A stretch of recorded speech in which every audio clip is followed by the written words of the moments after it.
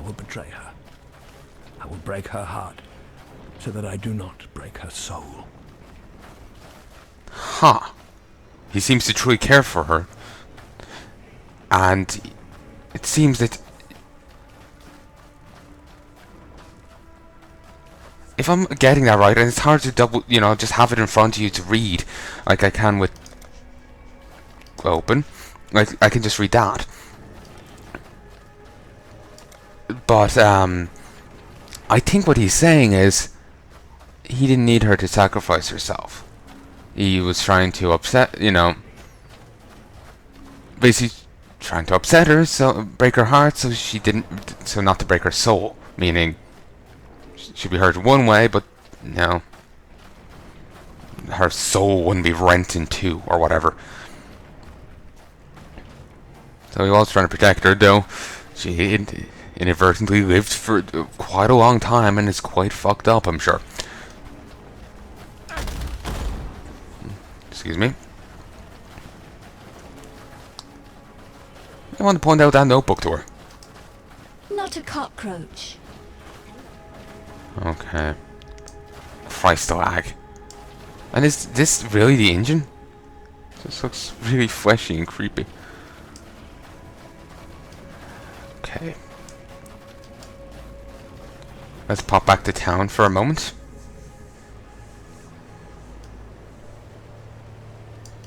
What do you want? And say... Ooh, you do. Duresso? He's down there inside the mountain? Are we talking about the Duresso? The Sword King? Seems like it. But how did he get in there? He left Oriath about a century and a half ago, hoping to find a cure for his lady, Merveil. He would have had to fight his way through the Marrakech, but Oyun's never mentioned anything of the sort. Maybe he didn't go in alive. What do you mean? We live in a land where the dead walk and things like Diala live for centuries. You think he died somewhere else, and then the beast got hold of him? Could be. Well, if the beast can do that, then what bloody good was Desheret's seal? Exactly. He provided a little buffer here of safety. Kept all the minions in there. Didn't really do too much else. And I figure those mercs that got in there aren't exactly canon, so we won't classify. They won't matter in any conversation. I see into the gloom. Nightmare is not without sophistication. In life, Duresso was tortured by frustration and shame. In death, Nightmare has erased his past and forged a dream world in which Duresso will remain contented and loved. What if Nightmare could do that for all of us? Would we really wish to destroy it then? Probably not, no. Though some would be angry that others have enjoyment. Some people are really fucked up that others having any modicum of happiness is, too much for them to bear. So they would want to destroy it just to spite those people. They'll probably want to destroy it in such a way that only they were deprived of it. And or maybe just kill those people in particular, so they could still benefit from the loved and cherishedness that they feel.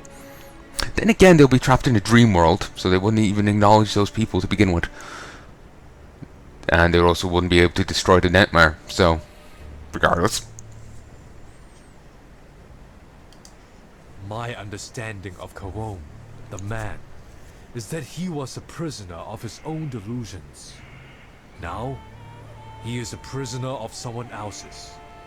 The power of Nightmare to manipulate the soul never ceases to impress me. That could be you one day, should you continue to follow this dark and winding path. I'm too badass. But he was a prisoner of his own delusions, and people were trusting him when they went to commit cannibalism. Beneath your feet, creation shivers and writhes. It yearns for transformation like a worm in a cocoon that dreams of wings and freedom. A transformation that only the beast can excite. A dark god of ancient sacrifice. A muse to the twisted and vile. The beast, the nightmare, the darkness. Names given to it by mortals that think with slugs bound in shells of bone. Yet, one man knew the beast's true name, understood its impenetrable nature. Malachi. And if you can understand it, you could The probably kill it. corruption will pass. You could probably kill it. You Van say? Speak your mind. Diala said but one thing to me before descending into the mines. My love awaits. I know not why, but those 3 words frighten me more than any I have heard in my lifetime. Probably because it could imply that her love is the beast. But unlikely, unless her love is fused with it in some capacity. Doresso. Yes, Pataras has spoken of him. The disturbing question is this. How does a man who by all accounts has been dead for over 100 years end up as a nightmare monarch in the bowels of Highgate? Unlike Kaom, there is utterly no trace of his passing, and we have scouted every footstep of this mountain and its surrounds. There is no other entrance, no physical entrance. Deshret, and now this. Doresso. Yes, most disturbing. Our hopes are with you. To be honest, it seems to be implying that we'll run into Piety and the other bloke, and the bloke here, at some stage. Dahlia requires the Eye of Fury to activate the Rapture device, but is guarded by King Kaom. Take it from him and deliver it to Dahlia. Dahlia requires the Eye of Desire to activate the Rapture device, but it's guarded by Doresso, King of Swords. Take it from him and deliver it to Dahlia. Nightmare Eternal. Dahlia requires 2 special power sources to activate the Rapture device and kill the beast. Find the Eye of Fury and Eye of Desire and give them to her. I wonder if it's actually going to work. But seriously.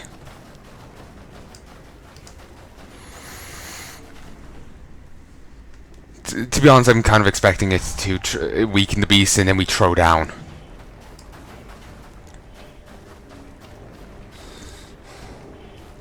The air here burns with wrath. I love the way he said it, though it ends up sounding like he's got a Scottish accent. Probably not the case. I dreamed of my ancestors' halls. They were empty. I dreamed of the north, of an offering left to us by Tukohama. An offering that will save the Karui.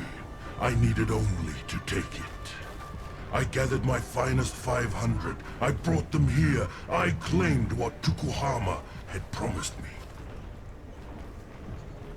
The Nightmare was talking to him. He claimed him.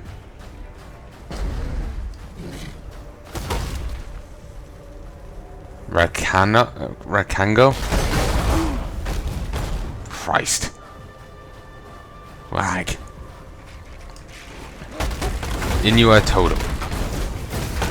Creepy little things.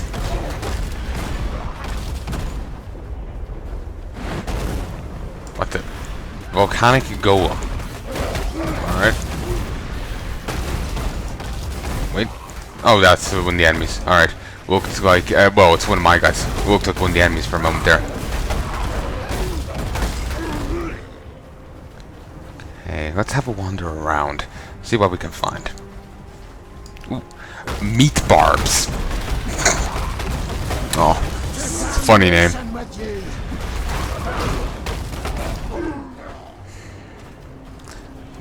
I wonder. This. How much damage does this do? Ooh, as it's leveling up, it's actually gaining more damage.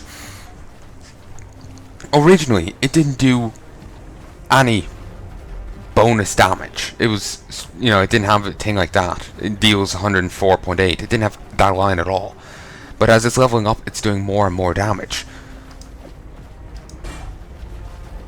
So I'm wondering, 462.5.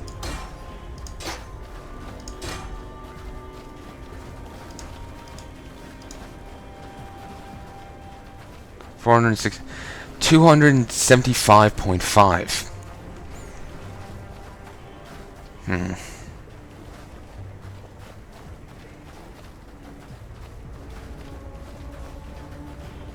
actually, one of the main issues with that is these are dealt up to increase elemental damage, but they're not done up to do like, you know, work best with what's there. You know, that works fine, but that does nothing beyond boost up a bit of the, you know, elemental damage. It would be better if it was just a physical modifier. You know. So, yeah, I'll use that ability when I have the correct mods for it, because I'd like to spice it up, you know? Kind of just default to one attack, so every so often I get a bit bored with it. There's we're popping. Living Fury. I noticed there's no actual anyone else here. It's all beasts and monsters, but there's no actual what's it, Karui? You know, none of those people here. Could you just stop moving and just die already? It's a bit of a time limit, you know? Ah, damn it. Take it. Superior Sacred Life Flask. Put that there. That there. And all's well. Need to get some kills though now to start refueling this. Thankfully there's plenty of these totems here. They'll provide me with a few charges.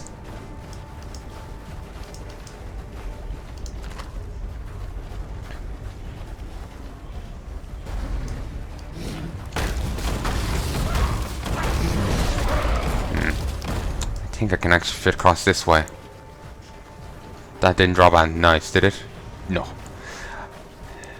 Need to make sure I don't like abandon good loot or anything, because that would be disappointing and irritating.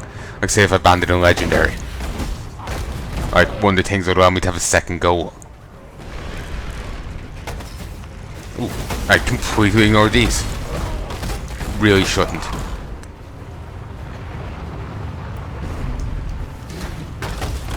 Huh. Ground dragon, it seems. That's what they kind of look like, to be honest. You know, they're dragony. At first I thought it was like the worm, you know, the fireworm things out of WoW. But no, they're ground dragon worm things.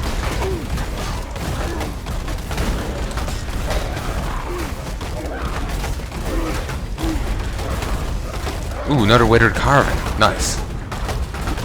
Be interesting to listen to. Because you just hear Kaom this, Kaom that, and then you discover everything's a lie, apparently. And so it'd be cool to see more from the guy himself, you know? We crushed the servants of Kitava beneath our heels as we marched across the land. I allowed not one of my 500 to fall. The blood of the ancestors surged in our veins, and each and every one of my warriors earned Tukohama's mark upon their skin. We descended into the heart of Rayclast, and there he came to me, Tukohama. He asked of me a sacrifice. I gave it willingly. My axe fell 500 times, the jade drinking its fill of Karui blood. Tukohama was pleased. Christ. If that's actually happened, my god. Like, you saw on by the other carvings how much people trusted him, and it was a great betrayal. They even ate their own. Tradition they, like, the writer carver clearly did not like. You know, like, shock of shocks. But they did it because, you know, he asked them to. And then he's, like, willingly slaughtering his own. I suppose a god appeared in front of him, but... yeah, still doesn't really help that much, you know? reminds me of the Abraham story. You know, God appears before Abraham, tells him, "Oi, kill your kid." Then Abraham goes ahead and about to do it. Only then does the angel stop him. When the dagger is about to plunge into his kid.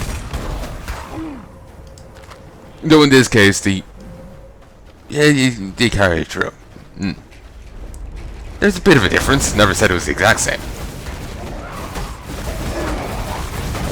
I'm just gonna stay back, let them do it.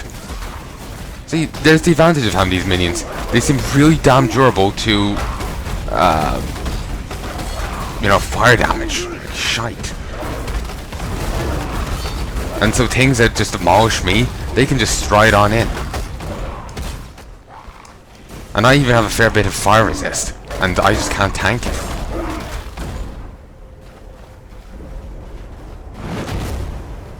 The only one I'll be concerned for is the shade. It's just a bit fragile, you know?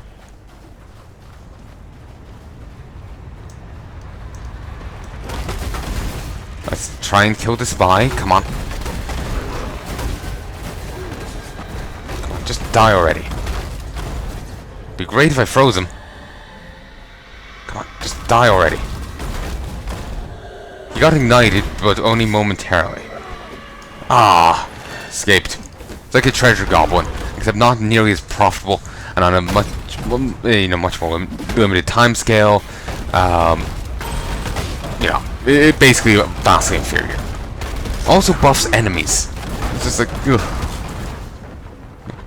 It makes everyone else nearby nearby enemies harder to kill. Well, it certainly depends on which one, which soul you're dealing with, but yeah, it can make them more difficult to deal with.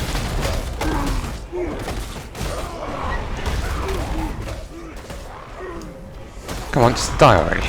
Thanks. Gain a lot of rep. A lot of XP.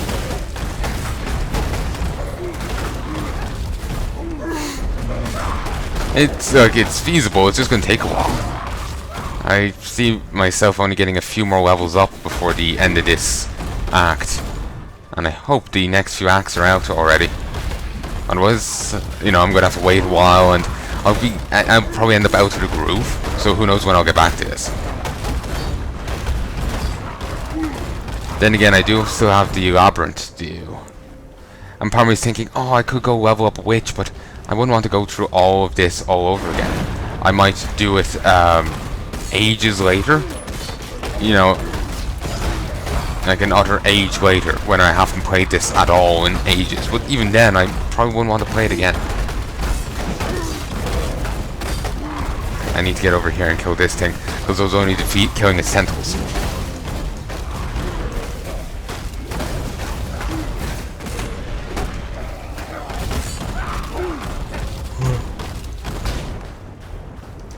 So, yeah, like, you were still alive. You noticed you existed. But yeah, well, oh yeah, it certainly explains why we didn't find any Karui here. Only Kaom is still alive.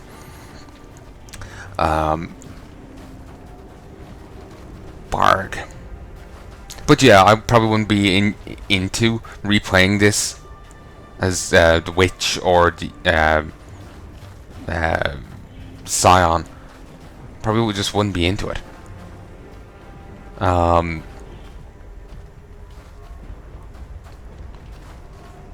Just because I played through it before, I wouldn't want to do it again. Good bit later, I might do it, but there's very few games that I actually replay. Basically, I'm just not into it. Overlord is one of them. I've replayed the Ratchet & Clank games a ton, but when I was doing that, it was because they were like the only games I didn't have many games for the PS2 for quite a while. Don't remember why. Only had Jack and Daxter and Ratchet & Clank. So I replayed Ratchet & Clank since it was for a couple of years when I had them. I replayed Ratchet & Clank like 30 times, though I saved over the save that had like half of that. So if I could find the save thing, it would be 15 or 17 played through on it.